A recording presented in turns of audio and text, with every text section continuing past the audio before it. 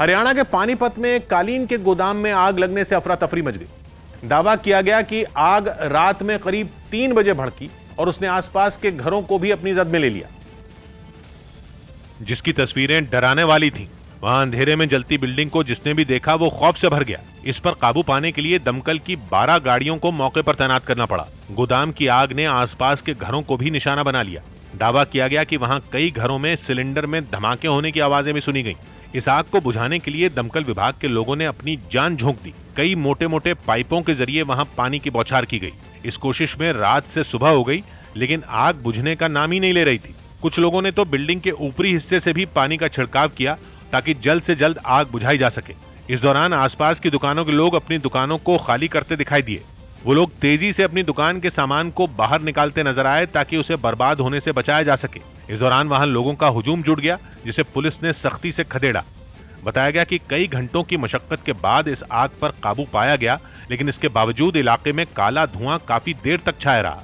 सौभाग्य की बात है कि पानीपत में जिस कारपेट फैक्ट्री में आग लगी वो रिहायशी इलाके में है और सुबह जब तक लोगों को आग लगने का पता चला तब तक फैक्ट्री के गोदाम में रखे कारपेट और कच्चा माल आग की लपटों को पूरी तरह भड़का चुका था, जिसकी वजह से पुलिस ने 4-5 गलियों में बने 100 से ज्यादा घरों को खाली करा लिया, जिनमें करीब 2 दर्जन घरों को आग से नुकसान पहुंचने की खबर है। मध्य प्रदेश के जबलपुर में रेलवे और एनडीआरएफ की टीम ने ट्रेन हादसों के बाद हालात से निपटने की तैयारियों को परखने के लिए एक मॉक ड्रिल की।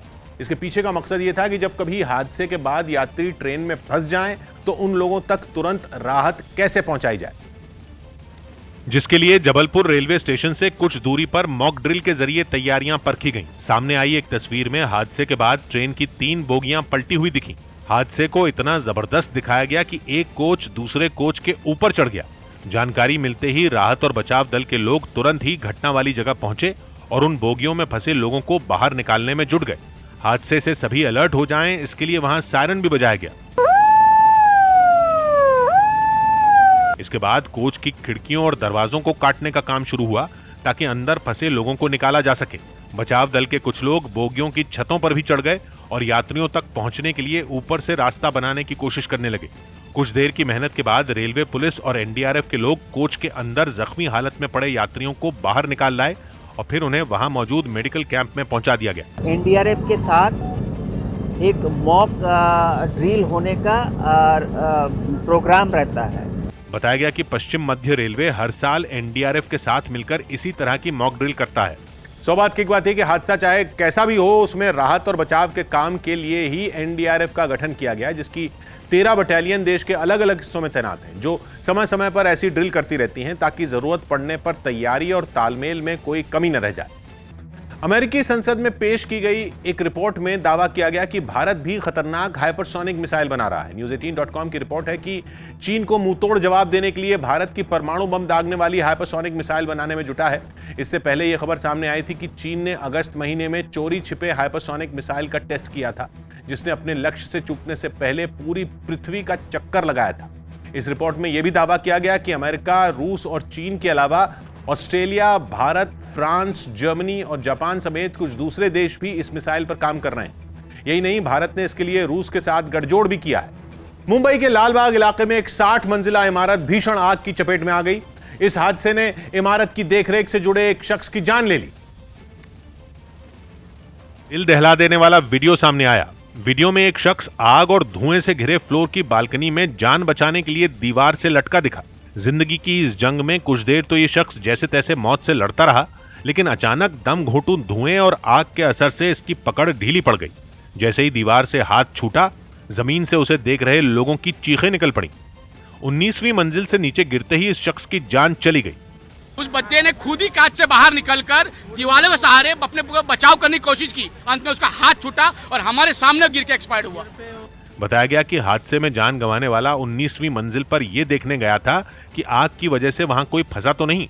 इमारत में आग की खबर मिलने के बाद जब मुंबई की मेयर मौके पर पहुंची तो शव को एम्बुलेंस से अस्पताल भेजने की तैयारी होती दिखी।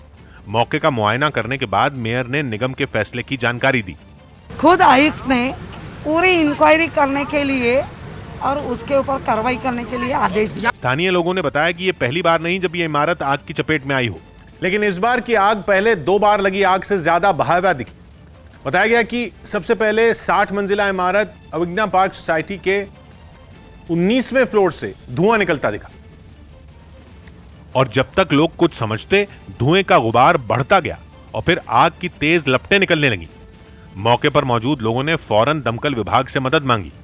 दमकल की गाड़ियों को पहुंचने में करीब 15 मिनट लगे। तब तक आग कुछ और मंजिलों तक फैल गई।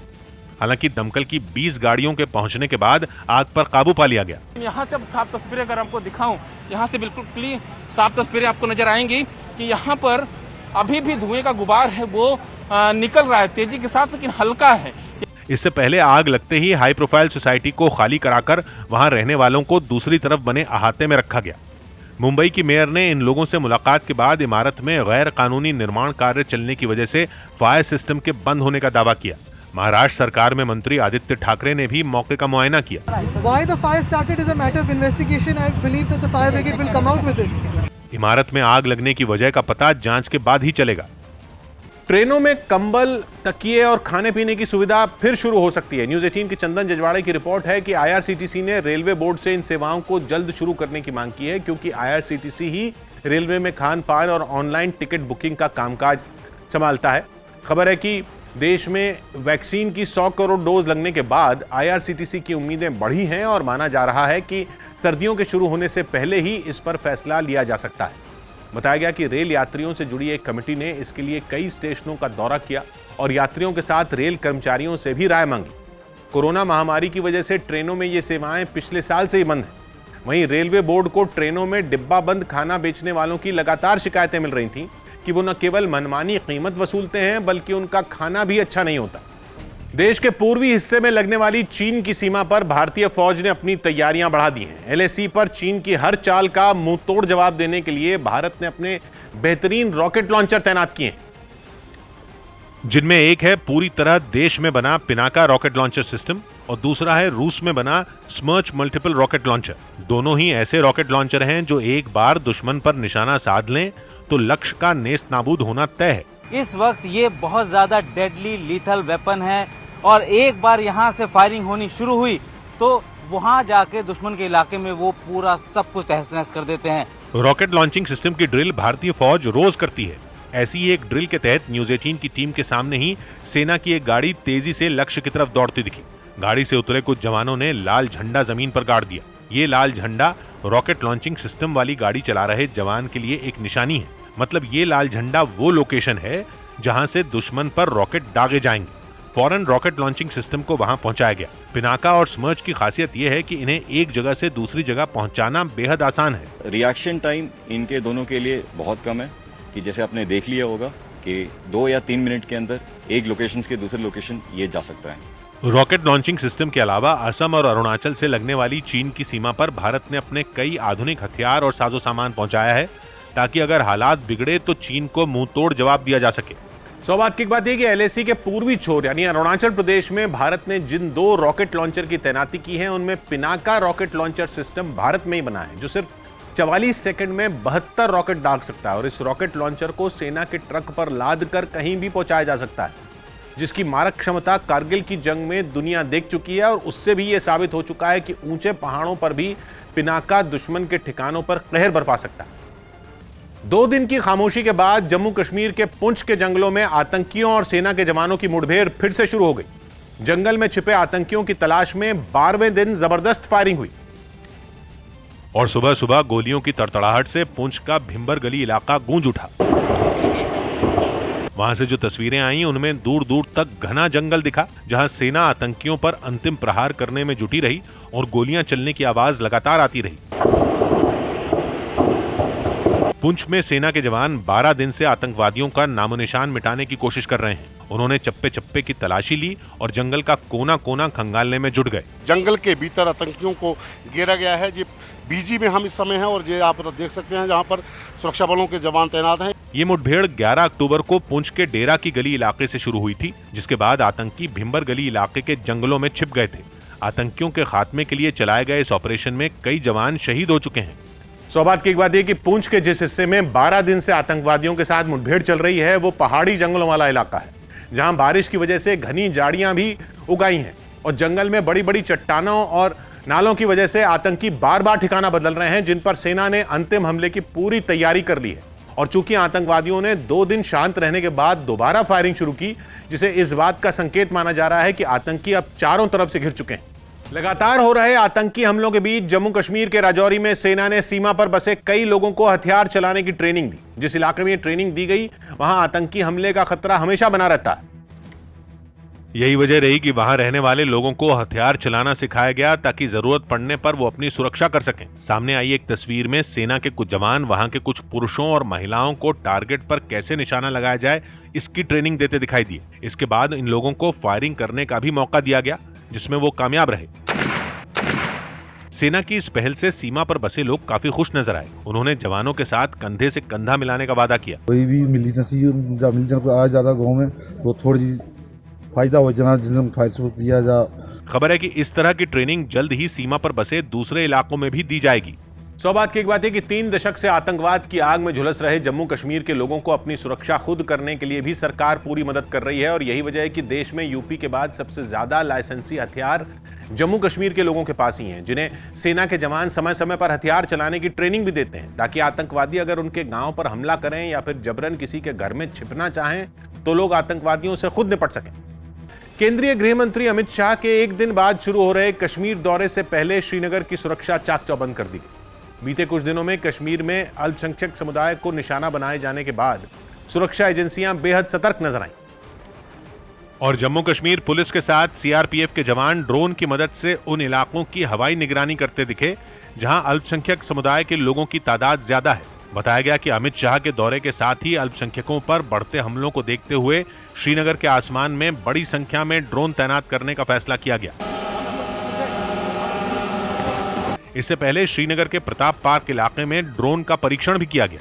इसको उड़ाने के एक ही मकसद है, माइनॉरिटी इलाके को ज्यादातर हमारे नजर पहुंचे और उनको जितना सिक्योरिटी दे सकते हैं वो देना। बीते कुछ दिनों की घटनाओं के बाद जमीन पर भी सुरक्षा की पुख्ता तैयारी दिखी। संदिग्धों पर नजर रखने के लिए लाल चौक की निगरानी भी बढ़ा दी गई। सुरक्षा बल के जवान हर आने जाने वाले वाहन की जांच करते दिखे। हिफाजत के सख्त इंतजाम किए जा रहे हैं, जैसा कि आप देख सकते हैं। चप्पे चप्पे पे सीआरपीएफ और पुलिस को तैनात किया गया है, जगह जगह पे तलाशी ली जा रही है।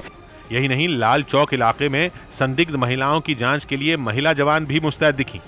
और इन सबकी वजह अमित शाह के दौरे के वक्त और उसके बाद श्रीनगर को आतंकियों की बुरी नजर से बचाना बताया गया, जिसके लिए एक बड़ी बैठक की गई, जिसमें सेना, सीआरपीएफ, बीएसएफ और पुलिस के बड़े अधिकारी शामिल हुए, जिसमें गृह मंत्री अमित शाह के दौरे की भी चर्चा हुई, जो सुबह श्रीनगर पहुंचने के बाद कश्मीर के हालात की समीक्षा करेंगे।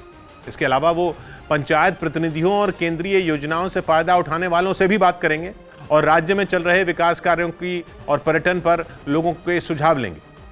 3 दिनों के दौरे के दूसरे दिन यानी 24 अक्टूबर को गृह मंत्री जम्मू में आईआईटी के नए ब्लॉक का उद्घाटन करेंगे। यही नहीं, तीसरे दिन यानी 25 अक्टूबर को उनकी कुछ राजनीतिक दलों के नुमाइंदों से भी मुलाकात तय है।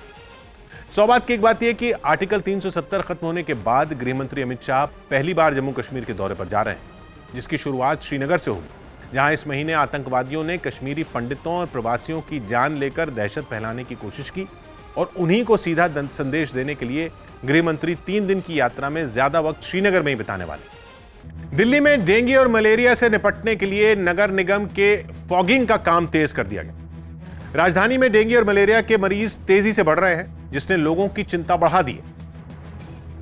यही वजह है कि नगर निगम की तरफ से डेंगू और मलेरिया को काबू में करने के लिए जगह जगह फॉगिंग की गई। पानी में मच्छर पनप न पाए, इसके लिए दवा का छिड़काव किया गया। सदर बाजार में क्योंकि बहुत गलियां हैं, पानी इकट्ठा हो जाता है नालियों में, तो वहाँ पर डिसइंफेक्टेंट भी छिड़का जा रहा। लोगों को पर्चे बांटकर और माइक के जरिए डेंगू मलेरिया से बचाव के तरीके अपनाने की सलाह दी गई।